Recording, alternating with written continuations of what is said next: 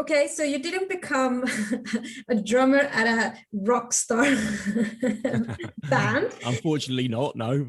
I gave it a good go. But I've looked at your CV, and I must say, though, you've had an incredible career where you've been making wave in the advertising and in digital marketing space. So now I'm interested to know, what was it then in your inner motivation drive as a boy that brought you to where you are today? I've always been fascinated with the new. I'm 52. I was born in 68. Okay.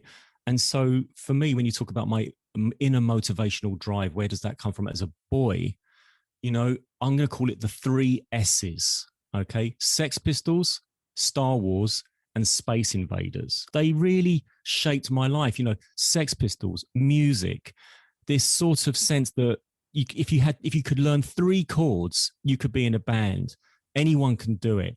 And I also see punks as the great peacemakers. It was the punks that were dancing with the Rastas, listening to dub reggae.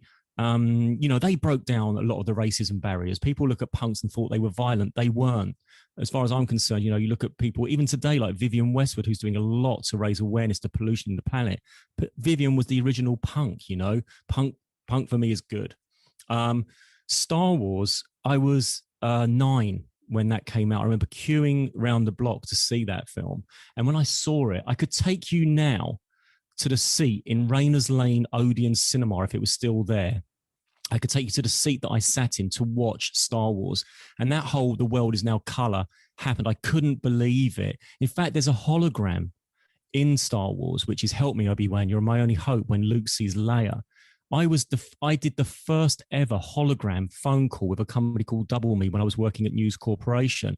I actually spoke to a hologram. It was a world first in terms of a hologram that is being transmitted by Wi-Fi. Okay. So I ended up talking to a Princess Leia style hologram many years afterwards. But Star Wars got me fascinated with storytelling, characters, design, film.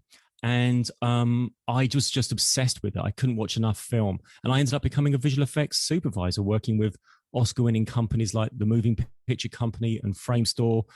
I started really working on music videos, doing visual effects supervision and production for, directors like Michel Gondry, who was an absolute honor to have worked with, but many different directors around the time. I worked on Lock, Stock and Two Smoking Barrels with Guy Ritchie. And,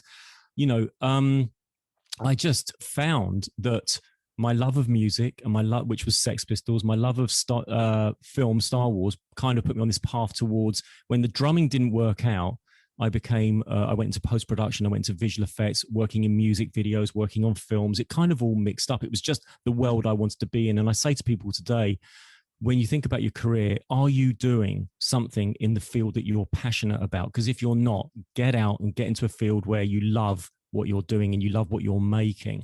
And then the Space Invaders thing, I mean, this would be 1980, I would say, 1979, 1980, and I was about 11 or 12. And everyone was playing Pong, the first tennis game, where it's like, where you've got two bats and a ball bouncing along screen, which was fantastic when I was a kid. But Space Invaders, was something really different. I remember I was on a campsite, okay, and there was this hut where there was an arcade. And the arcades up to that point had always been pinball machines and analog stuff. And suddenly I walk into this room, right? And there's this Space Invaders cabinet, which looked amazing anyway. And it's just crowded. It feels like I'm describing a scene out of Stranger Things when I tell you this story now, which is another good Stranger Things. I love that show too. But anyway, these boys, it was mainly boys. They were all crowded around this machine. And I was like, pushing my way through thinking, what are they looking at? What's going on? And looking over someone's shoulder and seeing them move the tank, fire the missiles at the invaders, which got faster the more you knocked out, and thinking, oh my God, this is unbelievable. I got an Atari. I had video games at home, and I still play video games today. I'm a big fan of FIFA, and Zombie Army 4 is one of my games I like. And eventually I became a futurist. I worked at a company called Happy Finish from about 2013, and I was working on the first ever VR branded experiences. I did the first branded experience for Ted Baker for Google Cardboard. We worked on the first use of virtual reality at an event show when we did something for Honeywell. We enable people at an event, right, to put on a headset and enter the inside of a plane and look at Honeywell's offerings. So I've always been like, God, that looks shiny and new. What's that? Let's get involved in that. But most importantly, not just the technology, how can you share stories using this technology? Because if you don't get the story right, it all goes to pot.